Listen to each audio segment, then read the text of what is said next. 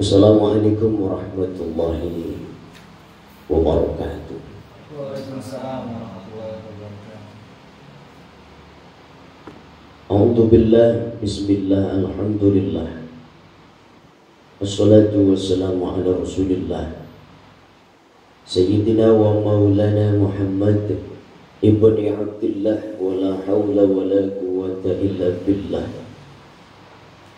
Asyhadu an la ilaha illallah wahdahu la syarika lah wa asyhadu anna sayyidina Muhammadan abduhu wa rasuluh la nabiyya ba'dah. Allahumma aftah alaina futuhal arifin bihikmatika wansur alaina rahmataka wa dzakirna ma nasina ya dzal jalali wal ikram. Ya Hayyu Ya Qayyum La ilaha illa anta birahmatika astaghith. Subhanaka la ilma lana illa wa 'allamtana innaka antal alimul hakim. Qala Allah Ta'ala fil Qur'anil Karim wa huwa asdaqul qailin. A'udzu billahi minasyaitonir rajim. Bismillahirrahmanirrahim. Ahasiban nasu ay yutraku ay yaqulu amanna wa hum la yuftanun. Wa qala aidan wa lanabluwannakum bisyai'in minal khawfi wal ju' wa naqsin minal amwali wal anfusi wath thamarat wa basyiris sabirin alladzina idza asabathum musibah qalu inna lillahi wa inna ilaihi raji'un. Wa ba'du, sahabat yatim mandiri dimanapun anda berada yang Allah muliakan, alhamdulillah pada kesempatan ini kita bisa bersua walaupun lewat dunia maya. Mudah-mudahan kita selalu dalam berkah dan lindungan Allah Subhanahu wa ta'ala. Saudaraku sekalian, saat ini ada wabah yang sangat mendunia. Kita tahu wabah itu bernama Corona atau yang nama lainnya COVID-19.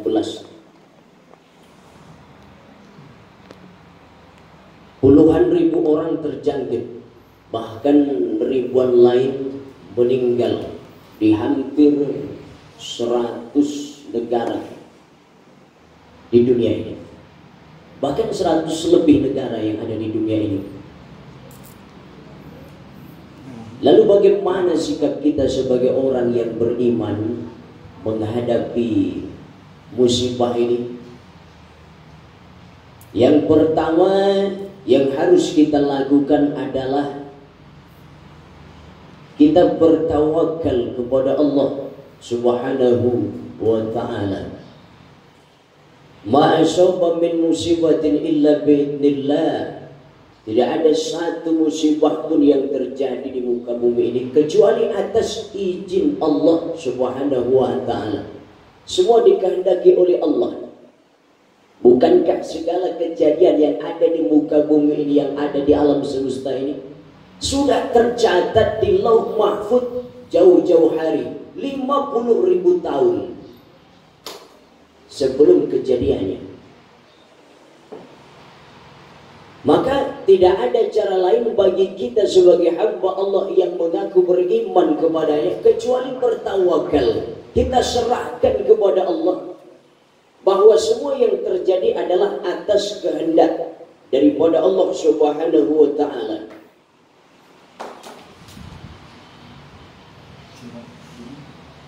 Ada 3 hal yang perlu kita jadikan sebagai renungan. Yang pertama, musibah mengenai orang yang beriman itu disebut sebagai ujian. Hal kedua, musibah kalau mengenai orang yang fasik itu namanya teguran. Yang ketiga, musibah apabila mengenai atau menimpa orang yang jauh dari Allah, orang yang tidak beriman kepada Allah, itu namanya siksaan. Pertama, manakala musibah itu menimpa orang yang beriman, itu disebut ujian. Sholatnya rajin, datang Ramadan ibadah puasanya rajin, baca Qur'annya rajin, kepada sesama mau peduli, baik hubungannya dengan Allah dan hubungan dengan sesama. Orang yang beriman manakala ditimpa musibah, ini namanya ujian. Tidak ada sesuatu musibah pun yang menimpa orang yang beriman, rasa sedih, sakit, susah, bahkan sampai tertusuk duri kecil, melainkan itu semua akan menjadi perontok penggugur bagi dosa-dosanya. Musibah menimpa orang yang beriman itu namanya ujian. Yang kedua, musibah manakala menimpa orang yang orang yang fasik. Orang fasik itu, kata kawan saya, fasik itu jalmi osok. Kata orang Sunda itu osok, jalmi osok, sholat osok, puasa osok, baca Quran osok, mabuk osok, zina osok, nyolong osok. Oh, itu jalmi fasik namanya. Ketaatan dia lakukan, kemaksiatan pun dia lakukan, itu namanya teguran. Ditegur agar kembali ke jalan yang benar, agar merubah dirinya menjadi pribadi yang lebih baik lagi. Orang fasik ditegur manakala dia terkena sakit, terkena wabah corona ini, terkena musibah yang lain, itu namanya teguran. Adapun hal yang ketiga, bagi orang yang jauh dari Allah, orang yang tidak beriman kepada Allah, manakala dia ditimpa musibah, itu namanya siksaan. Bukan ujian, siksaan. Sholat nggak pernah, puasa nggak pernah, baca Quran nggak pernah, ke pengajian nggak kenal, kepada sesamanya tak baik. Orang yang jauh dari Allah, hidupnya sakar PDW, ketika musibah menimpa dia, itu namanya siksaan. Jangan merasa diuji. Oh, saya sedang diuji. Bukan diuji. Nggak pernah sholat, hidup jauh dari Allah, merasa diuji. Itu bukan ujian. Itu namanya siksaan. Didepian dulu di dunia, nanti selanjutnya di akhirat lebih dahsyat lagi. Maka kita introspeksi diri. Kita ini diuji, ditegur, atau malah disiksa. Na'udzubillah. Karena tidak akan lepas dari tiga hal ini. Kalau enggak diuji, ya ditegur. Kalau enggak ditegur, ya disiksa. Maka mudah-mudahan kita termasuk yang diuji. Dengan diuji, kita sabar, akan menjadi perontok bagi dosa-dosa kita semua. Yang pertama tadi, kita bertawakal kepada Allah. Tawakal, kita serahkan kepada Allah. Sebab orang yang beriman itu, dia kembalikan semuanya kepada Allah. Karena Allah yang menskenario seluruh kehidupan kita. Tugas kita memaksimalkan ikhtiar, serahkan kepada Allah, bertawakal. Karena kalau orang yang banyak mengeluh dalam hidupnya, dia ketika diuji dengan kesenangan, dia bahagia. Tapi ketika diuji dengan ketidaksenangan, dia banyak mengeluh, banyak berprasangka buruk kepada Allah. Itu namanya imannya belum sampai 6. Rukun iman kan ada berapa? Ada 6. Iman kepada Allah, iman kepada malaikat, amantu billahi wa malaikati wa rusuli, iman kepada para rasul Allah, iman kepada kitab-kitab Allah, iman kepada hari kiamat. Yang keenam, beriman kepada qada dan qadar, beriman kepada ketetapan Allah, takdir Allah, khairihi wa syarrihi, yang baik ataupun yang buruk. Kalau dikasih takdir yang baik, dia banyak bahagia. Tapi ketika diuji dengan ketidaksenangan, syarrihi, dia banyak mengeluh, banyak berprasangka buruk kepada Allah, berarti imannya belum sampai 6, masih 5,5 imannya. Maka kembali ke awal.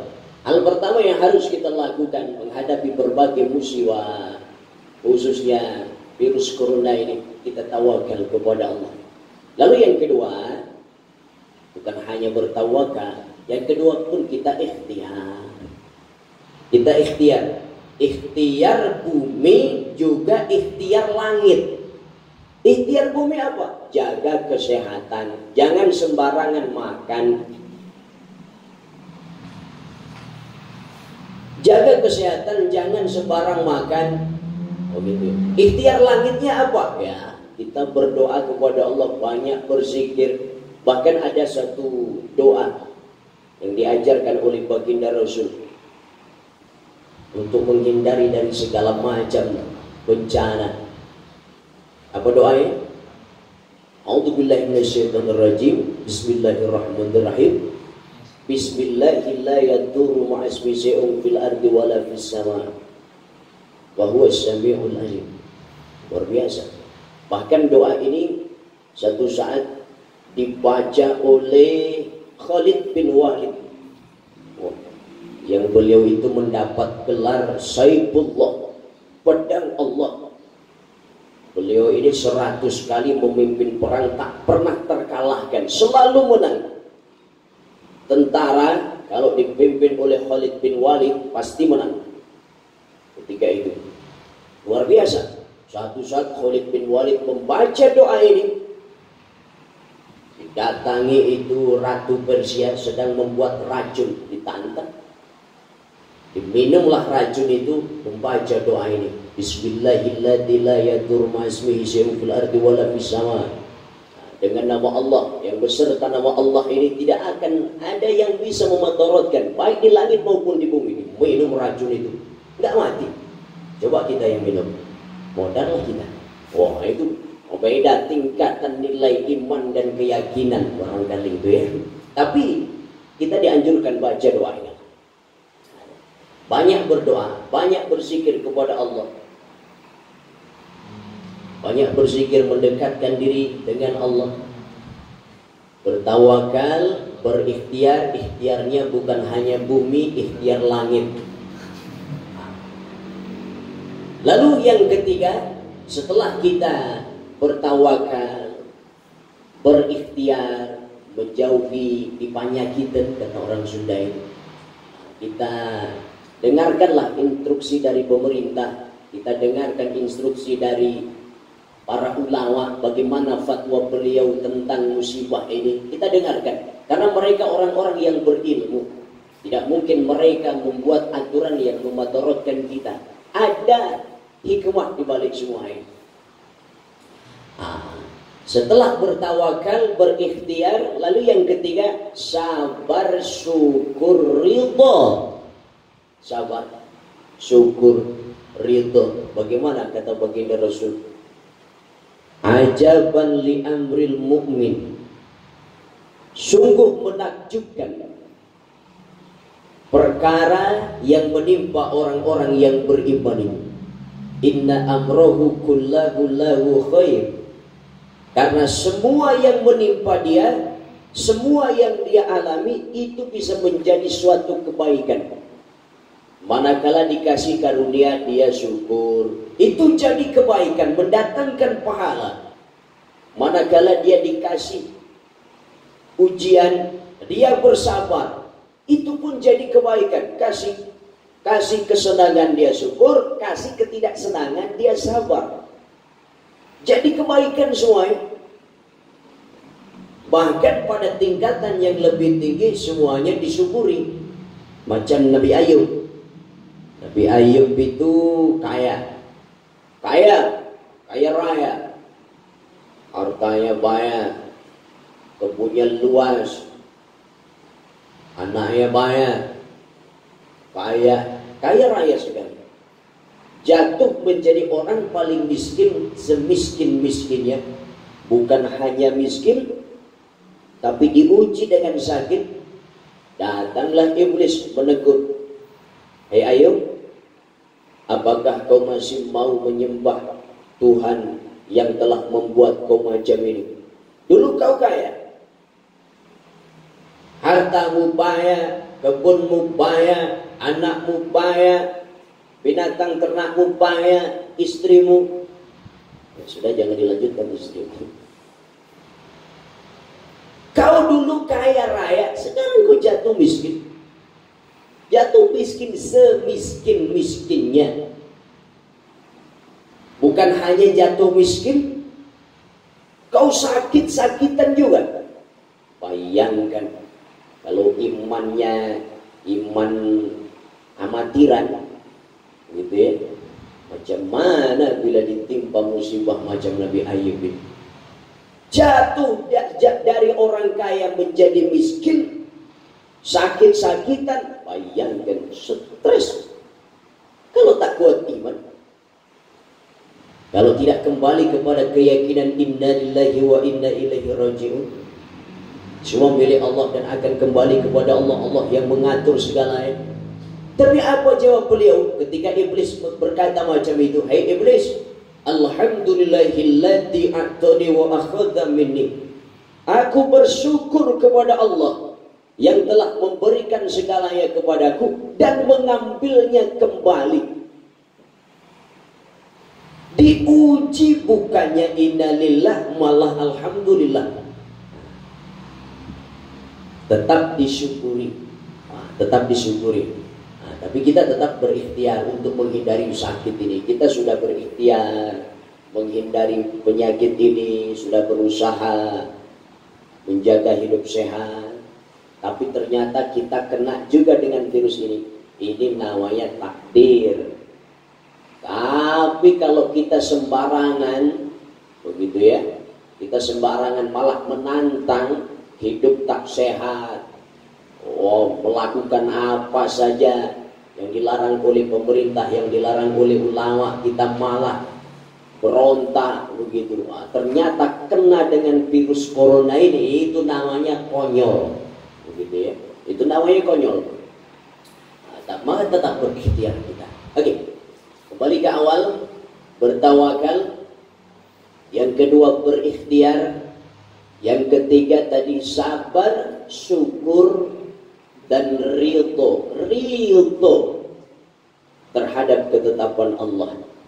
Man lam yardo ala qada'i wa lam yasbir ala bala'i falyaltamis rabban siwaya. Barang siapa yang tidak ridho terhadap ketetapanku dan tidak sabar terhadap ujian dan cobaan dariku, maka persilahkan keluar dari muka bumi, cari Tuhan selain aku. Kita serahkan kepada Allah. Ridho, sabar, syukur, ridho terhadap segala ketetapan Allah. Lalu yang keempat, setelah kita bertawakal, berikhtiar, sabar, syukur, ridho, yang keempat adalah selalu berprasangka baik kepada Allah. Orang beriman, hatinya selalu diliputi dengan prasangka baik kepada Allah. Kalau kita ingin wafat dalam husnul khatimah, salah satu caranya adalah selalu berprasangka baik kepada Allah. Selalu berprasangka baik kepada Allah. Di balik ujian, di balik musibah, pasti ada kebaikan. Bagi orang yang beriman, lihat sisi positifnya. Contoh, misalnya gunung meletus. Itu musibah. Tapi apa yang terjadi? Setelah gunung meletus, laharnya, sisa laharnya menjadi subur tanah. Ada kebaikan.